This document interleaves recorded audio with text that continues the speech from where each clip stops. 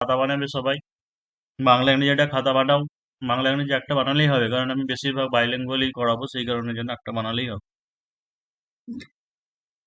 তো প্রথম একটা রিপোর্ট দেখাচ্ছি যে পশ্চিমবঙ্গের বিভিন্ন জেলায় বন্যা সংক্রান্ত বিষয় নিয়ে দৈনিক সংবাদপত্রে প্রকাশের জন্য একটি প্রতিবেদন লিখুন 150 থেকে 200 শব্দের মধ্যে। ধরে এরকম একটা কোশ্চেন দিয়েছি। হ্যাঁ, এবার কিছু নয়তো বলবে, স্যার ডব্লিউপি কে পিএসআই তো লাস্ট ইয়ার 500 শব্দের মধ্যে দিয়েছে, তাহলে কি করব? এবার এটা দেখো যে কোন কোন বছর কি দেবে কি করবে সেটা বোঝা মুশকিল। আর রিপোর্টের ফরম্যাটের উপর ডিপেন্ড করছে যে কতটা শব্দ বা কি হবে। কারণ একটা যেগুলোকে আমরা এডিটোরিয়াল বলি বা খসড়া প্রতিবেদন বলি, সম্পাদকীয় বলি, ওইগুলো অ্যাকচুয়ালি বলেছি এসে বা প্রবন্ধের মতো। ঠিক আছে, সেই ক্ষেত্রে হচ্ছে যেমন তোমার 500 শব্দের মধ্যে লেখা যায় বা লিখতে দিতে পারে। আবার এমন হতে পারে দেখা গেলো এই বছর থেকে দুটো রিপোর্ট রাইটিং দিয়ে দিল 200টা বা 250টা শব্দের মধ্যে, সেটাও করে দিতে পারে। কিন্তু ওইটা কথা নয়, আসল এখন কথা যেটা হয়েছে সেটা হচ্ছে যে ফরম্যাটটাকে ভালো করে বোঝা, রিপোর্ট রাইটিং এর টাইপটাকে বা বিভিন্ন যে ফরম্যাট আছে কিভাবে লিখতে হবে সেই জিনিসগুলোকে বোঝা। তবে জানবে যে রিপোর্ট যেটাকে আমরা বলি তার স্ট্যান্ডার্ড ওয়ার্ড লিমিট অবশ্যই 150 থেকে 200ই হয়। ঠিক আছে, তো দেখো যে জুলাই মাসের এখানে পয়েন্ট যেটা দিয়ে দিয়েছি, জুলাই মাসে টানা 4 দিনের বৃষ্টিপাত উত্তর দক্ষিণ 24 পরগনা, কলকাতা, মেদিনীপুর ক্ষতিগ্রস্ত এলাকা। বৃষ্টি শুরু হয় 12 জুলাই থেকে চলে 15 জুলাই। হুগলি, শিলাবতী, রূপনারায়ণ জল উপচে পড়ে। ক্ষয়ক্ষতি হয়েছে 5,000-এর বেশি, গবাদি পশু ভেসে যায়। 50,000-এর বেশি গৃহহারা, যোগাযোগ বিচ্ছিন্ন, সরকারের ভূমিকা। ঠিক আছে, এই যে পয়েন্ট দিয়েছি এই পয়েন্টকে কেন্দ্র করেই তোমাকে পরীক্ষাতে লিখতে হবে। তো এই সমস্ত জিনিস আলোচনা করেছি, তো আর একবার আজকে রিমাইন্ড করে দিচ্ছি যে প্রতিবেদন কি, প্রতিবেদন কোন একটা ঘটনা, তার হচ্ছে একটা নিরপেক্ষ বিবরণী। ঠিক আছে, দৈনিক সংবাদপত্রের প্রকাশযোগ্য বা যেগুলোকে ডেইলি নিউজ পেপার রিপোর্ট বলি, কি করতে হবে? ঝড়, বন্যা, ভূমিকম্প, ট্রেন অ্যাক্সিডেন্ট, রোড অ্যাক্সিডেন্ট, জাহাজ উল্টে যাওয়া, বৃক্ষরোপণ অভিযান, রক্তদান শিবির, ডাকাতি, অগ্নিকাণ্ড, এরকম ধরনের এগুলোকে বলা হয় daily news paper report writing. তো আজকে মেনলি এটা নিয়ে করাচ্ছি। তো লেখার নিয়ম হচ্ছে কি, সবার প্রথমে তাৎপর্যপূর্ণ একটা শিরোনাম দিতে হবে। শিরোনামটি সবসময় বর্তমান অর্থেই লেখা উচিত, যে এবং শিরোনামটি যেন পূর্ণাঙ্গ সেন্টেন্স না হয়। ঠিক আছে, মানে কিরকম, যে তোমাকে যেটা ট্রেন অ্যাক্সিডেন্ট নিয়ে আজকে যেটা লেখাবো, যে হয়তো কাঞ্চনজঙ্ঘা এক্সপ্রেস ট্রেন অ্যাক্সিডেন্ট যে দুর্ঘটনাটা হয়েছিল সেটা আজকে লেখাবো। তো কাঞ্চনজঙ্ঘা ট্রেন দুর্ঘটনায় মৃত্যু হয়েছিল এতজনের বলে আমি টাইটেল দেবো না। টাইটেল শিরোনামে এভাবেই দেবো যে কাঞ্চনজঙ্ঘা এক্সপ্রেস ট্রেন দুর্ঘটনায় মৃত এত, মৃত হাইফেন দিয়ে 2, 4, 5, 6 বা 7 যেটাই হবে সেটা লিখে দেবো। আর ওটা যে মৃত্যু হয়েছিল বা মৃত্যু হয় এরকম করে পুরো, যেটাকে বলা হয় সাবজেক্ট ভার্ব অবজেক্ট হিসেবে পুরো একটা সেন্টেন্স নয়। ঠিক আছে, একটা রিপোর্ট রাইটিং এর টপিক যেটা হয় সেটা হচ্ছে একটা ফ্রেজ হিসাবে হয়। 2 নম্বর হচ্ছে নিজস্ব সংবাদতা লিখতে হবে ডেইলি নিউজ বা রিপোর্ট রাইটিং এর ক্ষেত্রে, তার নিচে জায়গার নাম ও তারিখ কোলন দিয়ে শুরু করতে হবে। মনে রাখতে হবে প্রতিযোগিতামূলক পরীক্ষার ক্ষেত্রে নিজস্ব পরিচয় দেওয়া নিষেধ। প্রশ্নের জায়গার নাম বা কোনো ব্যক্তির নাম উল্লেখ থাকলে করা যাবে, তাছাড়া সে প্রয়োজনে XYZ ব্যবহার করা যেতে পারে। অর্থাৎ ডিটেলসটা তোমাকে যদি বলে দেয় যে এই দুটো জায়গায় দুর্ঘটনা হয়েছে হয়েছে, তাহলে সেই ক্ষেত্রে সেরকম সেই মতো অ্যাড্রেস দেবে। ঠিক আছে, আদারওয়াইজ XYZ ব্যবহার করবে। কি ঘটনা, কোথায় ঘটেছে, কখন ঘটেছে, কিভাবে ঘটেছে, এই 4টি পয়েন্ট ভালো করে বুঝতে হবে প্রথম অনুচ্ছেদে।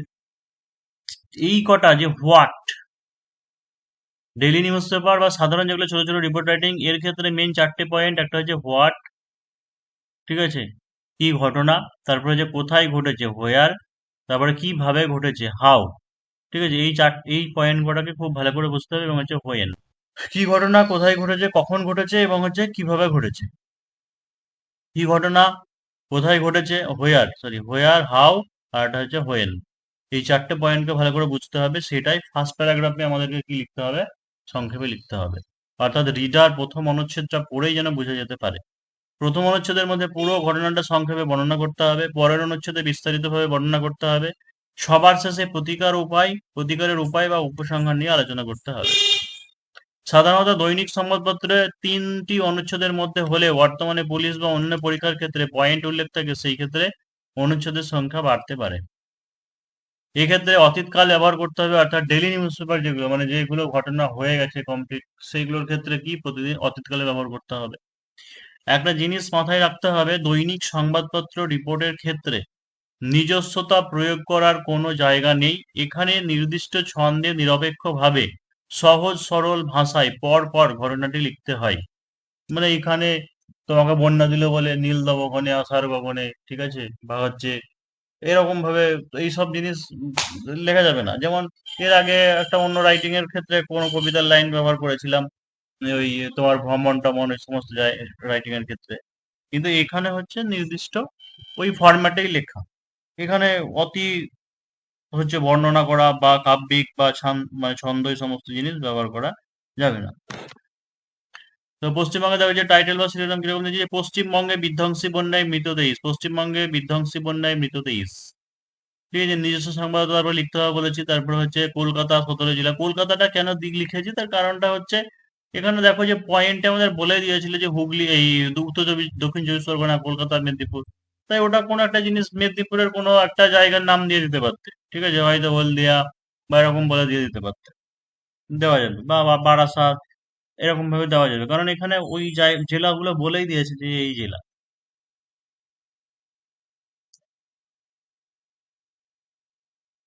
তাহলে পশ্চিমবঙ্গের বিধ্বংসী বন্যায় মৃত এত, নিজস্ব সংবাদদাতা কলকাতা শুরু করলাম ডেট দিয়ে। এবার 17ই জুলাই এখানে কেন দিয়েছি ডেটটা, কেন দেখো তার কারণটা হচ্ছে 12 থেকে 15 বৃষ্টিপাত হয়। ঠিক আছে, 12 থেকে 15 বৃষ্টিপাত হয়। 17 জুলাই কেন, তুমি আরো দু একদিন পরে দিতে পারতে, কারণ 12 থেকে 15 টানা যে ভারী 4-5 দিনের বৃষ্টি হচ্ছে তার ফলেই তো বন্যাটা সৃষ্টি হচ্ছে। তাহলে বন্যা যদি সৃষ্টি হয়ে যায় তাহলে তোমার সব ঘটনার পরে বন্যা হলো কি, কে কি পরিস্থিতি, এবার একটা রিপোর্ট রাইটিং এ কি হয়, ধরো আসামে বন্যা হচ্ছে কি নর্থ বেঙ্গলে বন্যা হচ্ছে, যেটা যেমন জল আপডেট হচ্ছে প্রতিদিন খবরে নিউজ পেপারে আসছে। কিন্তু আমরা কম্পিটিটিভ এর ক্ষেত্রে সাধারণত কি ভাববো, কি হবে, যে যে জায়গাতে বন্যা হয়েছে সেই ব্যাপারটা কবে থেকে স্টার্ট হয়েছিল, কতজন মারা গেছে বা কি হয়েছে, পুরো রিপোর্ট পুরো তথ্যটা আমাকে এখানে দিতে হবে, তাই না? সেই কারণের জন্য হচ্ছে 12 থেকে 15 যদি বৃষ্টিপাত হয় তাহলে আরো 20 তারিখ দিলে আরো বেশি ভালো হয়, কারণ বন্যাটা ছিল মানে কতদিন স্থায়ী ছিল বা কি ব্যাপার সে তারপরে আমরা লিখছি, তাই এখানে 17 তারিখেরই ডেট দিয়েছি। আরো দুই একদিন পরে ডেট দিতে পারো। তো যে পশ্চিমবঙ্গে বিধ্বংসী বন্যায় মৃত 23, এটা হলো যে আবহাওয়া দপ্তরের আগাম পূর্বাভাস এবং সতর্কতা সত্ত্বেও জুলাই মাসের 4 দিনের প্রবল ভারী বর্ষণে পশ্চিমবঙ্গের উত্তর ও দক্ষিণ 24 পরগনা, কলকাতা ও মেদিনীপুর জেলার ভয়ঙ্কর ক্ষয়ক্ষতি এড়ানো গেল না। আলিপুর আবহাওয়া দপ্তরের অনুমান অনুযায়ী দক্ষিণ পশ্চিম মৌসুমী বায়ুর প্রভাবে 12ই জুলাই বিকেল 4টে থেকে বৃষ্টি শুরু হয় এবং টানা 4 দিন ধরে চলে। ঠিক আছে, আবহাওয়া দপ্তরের আগাম পূর্বাভাস এবং সতর্কতা সত্ত্বেও জুলাই মাসে 4 দিনের প্রবল ভারী বর্ষণে পশ্চিমবঙ্গের উত্তর দক্ষিণ 24 পরগনা, কলকাতা, মেদিনীপুর জেলার ভয়ঙ্কর ক্ষয়ক্ষতি এড়ানো গেল না। আলিপুর আবহাওয়া দপ্তরের অনুমান অনুযায়ী দক্ষিণ পশ্চিম মৌসুমী বায়ুর প্রভাবে 12ই জুলাই বিকেল 4টে থেকে বৃষ্টি শুরু হয় এবং টানা 4 দিন ধরে চলে। প্রথমে অনেকে কি হয়, ধরো প্রথমেই শুরু করে দিল যে উত্তর দক্ষিণ 24 পরগনায় বা ভয়ানক বন্যা, বিশাল বন্যা হয়েছে, এতজন মানুষ, প্রথম থেকে এরকম শুরু করে দেবে, ওরকম করবে না। একটা প্রথমে ইন্ট্রোডাকশন কিছু দাও, মানে এই যে কথাটা আবহাওয়া দপ্তরের আগাম পূর্বাভাস ও সতর্কতা, এটা কোনো জায়গায় ভূমিকম্প হলেও বলা যাবে, কোনো জায়গায় ল্যান্ডস্লাইড হয়েছে, ঠিক আছে, সেই ক্ষেত্রেও বলা যাবে।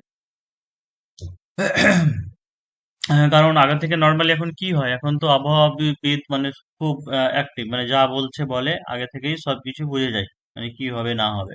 তো সেরকম সতর্কতা দেওয়া হয়েছিল, বলা হয়েছিল, তাও হচ্ছে ক্ষয়ক্ষতি বা এই সমস্ত জিনিস এড়ানো যায়নি। তো আলিপুর হলো এতদিন পর্যন্ত।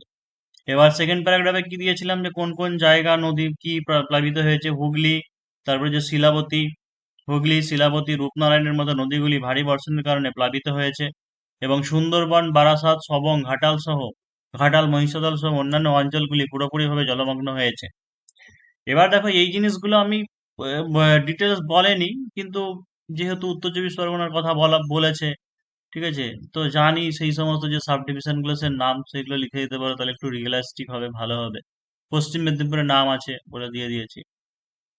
তো প্রচুর পরিমাণ গাছ, এবং এর পরের প্যারাগ্রাফ কি, যে কি ইম্প্যাক্ট হয়েছে বা ক্ষয়ক্ষতি, যে জিনিসগুলো, যে প্রচুর পরিমাণ গাছ, ইলেকট্রিক পোল উপড়ে যায় এবং যোগাযোগ ব্যবস্থা স্তব্ধ হয়ে যায়। ইতিমধ্যে 23 জনের মৃত্যুর খবর পাওয়া গেছে। 1 মিনিট দাঁড়াও তো। হ্যাঁ, তো কি হলো, হ্যাঁ, যে গবাদি পশু তলিয়ে যায়। রাজ্য সরকার এবং হচ্ছে বিভিন্ন স্বেচ্ছাসেবী সংস্থা রান্না করা খাবার, ত্রিপল, ঔষধ এবং পানীয় জল পৌঁছে দিয়েছে ক্ষতিগ্রস্ত এলাকাগুলিতে। এখনো পর্যন্ত প্রায় 50,000 জনসাধারণকে বিপজ্জনক এলাকাগুলি থেকে নিরাপদ স্থানে নিয়ে যাওয়া হয়েছে। এবার আগের দিনকে যে রিপোর্ট টপিক আলোচনা করেছিলাম আরেকটুকু আছে যে রাজ্যের মুখ্যমন্ত্রী ক্ষতিগ্রস্ত এলাকাগুলিতে পরিদর্শন করেছেন এবং সমস্ত রকম সাহায্যের আশ্বাস করার প্রতিশ্রুতি জানিয়েছেন। ডিজাস্টার ম্যানেজমেন্ট টিম দ্রুত ক্ষতিগ্রস্ত এলাকাগুলি পরিদর্শন করে সমস্ত মানুষের উদ্ধার কার্য এবং সেই সাথে যোগাযোগ ব্যবস্থাকে সচল করার জন্য প্রাণপণ চেষ্টা করছে। ম্যানেজমেন্টের প্রধানের মতে সবকিছু স্বাভাবিক অবস্থায় ফিরতে কমপক্ষে 3 থেকে 4 দিনের কঠোর পরিশ্রম লেগে যাবে বলে জানিয়েছেন। এই জিনিসটা কি বললাম যে কোনো ভূমিকম্প হয়েছে বা কোনো স্টর্ম ঝড় হয়েছে, ঠিক আছে, সেই সমস্ত জায়গাতে ব্যবহার করা যাবে। যে ঝড়ে দোকানপাট উপড়ে গেছে, রেল লাইন উপড়ে গেছে, ঠিক আছে, ইলেকট্রিক পোল ভেঙে পড়েছে, তার ফলে হচ্ছে সমস্ত জিনিস হয়েছে। তো এইগুলোর একটা ফরম্যাট, মানে যেকোনো একটাকে ভালো করে মুখস্থ করলে এইগুলোর বিভিন্ন তথ্য বা লেখাগুলোকে তুমি অন্য রাইটিং এ, মানে ন্যাচারাল ক্যালামিটি, প্রাকৃতিক বিপর্যয় সংক্রান্ত সমস্ত জিনিসের ক্ষেত্রে তখন অ্যাপ্লাই করতে পারবে। আর এই জিনিস হচ্ছে লিখে লিখে প্র্যাকটিস না করলে মনে থাকবে না। তুমি একবার পড়বে তো মনে থাকবে না, যতক্ষণ না তুমি না লিখবে হবে না। তো এটা তোমাদের একটু স্টেপ বাই স্টেপ ইংরেজিতে দেখাচ্ছি পরের রাইটিংটা, যে write a report about Kanchenjunga express train accident using following points within 100 ওয়ার্ডস। অর্থাৎ মাঝে মধ্যে যে ইংলিশ রাইটিংটা যেটা তোমাদের 100টা ওয়ার্ডস এর মধ্যে দিচ্ছে পুলিশের ক্ষেত্রে, তো হচ্ছে অ্যাক্সিডেন্ট টুক প্লেস 17 জুন 2024 8:55 AM। প্লেস হচ্ছে Rangapani station, 30 kilometre from New Jalpaiguri station. Cause কি বলছে, Sealdah bound Kanchenjunga express derailed after collision with goods train. অর্থাৎ শিয়ালদা বাউন্ড মানে হচ্ছে শিয়ালদা গামী কাঞ্চনজঙ্ঘা এক্সপ্রেস, ডিরেল মানে লাইনচ্যুত হয়ে যাওয়া, আফটার কলিশন মানে সংঘর্ষের পরে, উইথ গুডস ট্রেন মালবাহী ট্রেনের সঙ্গে সংঘর্ষের পরে লাইনচ্যুত হয়ে গেছিল, এটা হচ্ছে কারণ। 9 ইনক্লুডিং 2 স্টাফ ডাইড, 9 জনের মধ্যে 2জন স্টাফ মারা গেছে, 41 ইনজিওর্ড, 41 জন আহত হয়েছে। হসপিটালাইজ নর্থ বেঙ্গল মেডিকেল কলেজে ভর্তি করা হয়েছে, rescue operation railway minister visited.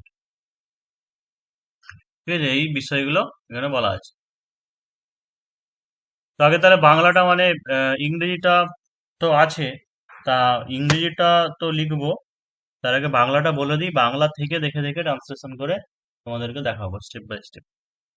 তো কাঞ্চনজঙ্ঘা এক্সপ্রেস ট্রেন দুর্ঘটনায় মৃত নয়, এইভাবে টাইটেল বা শিরোনামটা দিয়ে দিলে তারপরে নিজস্ব সংবাদদাতা, এই ব্যাপারটা নিয়ে অনেকে হয়তো বলে যে নিজস্ব সংবাদদাতা এখানে লিখবো নাকি এখানে লিখবো, ওটা নিয়ে সমস্যা নেই, কারণ এখন এনসিআরটি গাইড অনুযায়ী সব একই বাম দিক থেকে চেপেই লিখতে বলে। ওই আগে আমরা কি করতাম, টু দা হেডমাস্টার বা কিছু যেরকম করতাম না, ওই সব টু দা হেডমাস্টার, আবার হচ্ছে তোমার সাবজেক্ট যেটা সেটা এখানে লিখতাম, আবার শেয়ার এখান থেকে শুরু করে এখানে। এখন নতুন নিয়মে সব ওরকম না করে বলছে একই লেভেল থেকে পরপর লিখতে। ওটা নিয়ে অত সমস্যা হবে না, ওই সমস্ত জিনিস নিয়ে থাকলেই, ফরম্যাটটা থাকলেই হবে। তখন নিউ জলপাইগুড়ি জুলাই 18, 2024 দিয়ে দিয়েছি। তো দেখো যে গতকাল মালবাহী ট্রেনের সাথে শিয়ালদাগামী কাঞ্চনজঙ্ঘা এক্সপ্রেস ট্রেন দুর্ঘটনায় সকাল 8:55 নিউ জলপাইগুড়ি স্টেশন থেকে 30 কিলোমিটার দূরে রঙ্গপানি স্টেশনের কাছে 2জন রেলকর্মী সহ 9জন যাত্রীর মৃত্যু হয় এবং 41 জন গুরুতরভাবে জখম হন। তাহলে বুঝতে পারছো যে 4টে লাইন মিলে একটা সেন্টেন্স আমি লিখলাম। অর্থাৎ এইটা একটা লেখার ফরম্যাট, মানে কোনো একটা প্রতিবেদন কিছু একটা লিখছো, এটা মানে জানবে যে হাই লেভেলের ল্যাঙ্গুয়েজ। হাই লেভেলের ল্যাঙ্গুয়েজ মানে কি, যে তা বলে সেই কঠিন কঠিন দাঁত ভেঙে যাবে সেই রকম শব্দ প্রয়োগ করছি বঙ্কিমচন্দ্র চট্টোপাধ্যায়ের ভাষার মতো, সেরকম না। কিন্তু একটা রিপোর্ট মানে স্ট্যান্ডার্ড বলতে পারো, যে স্ট্যান্ডার্ড রাইটিং। স্ট্যান্ডার্ড রাইটিং মানে যে কম শব্দের মধ্যে গুছিয়ে জিনিসটাকে লেখা, এবং ফার্স্ট যে প্যারাগ্রাফ হবে সেই প্যারাগ্রাফেই যেন পুরো ঘটনাটা সম্পর্কে একজন বুঝতে পারে। হচ্ছে যে গতকাল মালবাহী ট্রেনের সাথে শিয়ালদাগামী কাঞ্চনজঙ্ঘা এক্সপ্রেস ট্রেন দুর্ঘটনায়, তাহলে কোন ট্রেনের সঙ্গে বলা হয়ে গেল, কটার সময় বলা হয়ে গেল, সকাল 8:55 নিউ জলপাইগুড়ি স্টেশন থেকে 30 কিলোমিটার দূরে রঙ্গপানি স্টেশনের কাছে 2জন রেলকর্মী সহ 9জন যাত্রীর মৃত্যু হয় এবং 41 জন গুরুতরভাবে জখম হন। তাহলে কি ঘটনা, কোথায় ঘটেছে, কখন ঘটেছে, কিভাবে ঘটেছে, কতজনের ক্ষয়ক্ষতি হয়েছে বা মারা গেছে, সবটাই ফার্স্ট প্যারাগ্রাফে বলা হবে। সেকেন্ড প্যারাগ্রাফে এবার হচ্ছে আমরা কি করব, যে এর এক্সপ্লেনেশনটা ব্যাখ্যা করব, কারণটা কি। তো সংঘর্ষটি ঘটে যখন মালবাহী ট্রেনটি আগরতলা থেকে শিয়ালদাগামী কাঞ্চনজঙ্ঘা এক্সপ্রেস ট্রেনটিকে পিছন থেকে ধাক্কা মারে ভুল সংকেতের কারণে। পিছনের 3টি কামরার সাথে সাথে রেলচ্যুত হয়ে যায় এবং 9জন ব্যক্তির মৃত্যু হয়। আহতদের নর্থ বেঙ্গল মেডিকেল কলেজে ভর্তি করা হয়। অনেক সময় তোমাকে এরকম দিতে পারে যে ধরো রিয়েল ইনসিডেন্ট নিয়ে দিল না, ওরা হয়তো কজ বলে একটা দিল, ঠিক আছে, কজ বলে একটা শুধু অপশন রাখলো। এবার সেই কজটা তুমি কি লিখবে সেটা তোমার উপর ডিপেন্ড করছে। যে সাধারণত কি হয়, যে রং সিগন্যালের কারণে যেন বুঝতে পারেনি যে ধাক্কা মারে, বা অনেক সময় চালকেরও দোষ থাকে, ঠিক আছে, যে অন্য ঢুকিয়ে দিয়েছে যেরকম। এবার তোমার উপর ডিপেন্ড করছে কি করে কি সাজাবে না সাজাবে। তো সাধারণত এইটাই হয়, যত ট্রেন অ্যাক্সিডেন্ট হয়েছে সবই সিগন্যাল ফেলিওরের কারণ, ঠিক আছে, সিগন্যাল ফেলিওরের কারণের জন্য হয়েছে। তো তারপরে দেখো যে খবর পেয়ে অ্যাক্সিডেন্ট রিলিফ মেডিকেল টিম দ্রুত ঘটনাস্থলে পৌঁছায় এবং যাত্রীদের উদ্ধার করে। এটা মনে রাখতে হবে যে সংস্থা আছে অ্যাক্সিডেন্ট রিলিফ মেডিকেল টিম বলে। এরা হচ্ছে যে কোনো এরকম খুব এমার্জেন্সি সিচুয়েশনে কোনো জায়গায় অ্যাক্সিডেন্ট হলে তারা পৌঁছায় যায় এবং যাত্রীদের উদ্ধার করে। আহতদের পর্যাপ্ত চিকিৎসা, খাবার এবং পানীয় জল সরবরাহ করা হয়। রেলমন্ত্রী এবং প্রধানমন্ত্রী নাম নাম করা দরকার নাই, যে যে হয়তো রেলমন্ত্রী আছে তার মাননীয় বলে নাম করা দরকার নাই, শুধু বলে দিলেই হয়। গভীর অনুশোচনা প্রকাশ করেন এবং সমস্ত ক্ষতিগ্রস্ত পরিবারদের আর্থিক ক্ষতিপূরণ দেওয়ার কথা ঘোষণা করেন। এই হচ্ছে বাংলাতে। ঠিক আছে, এবার ইংরেজিটা লিখবো।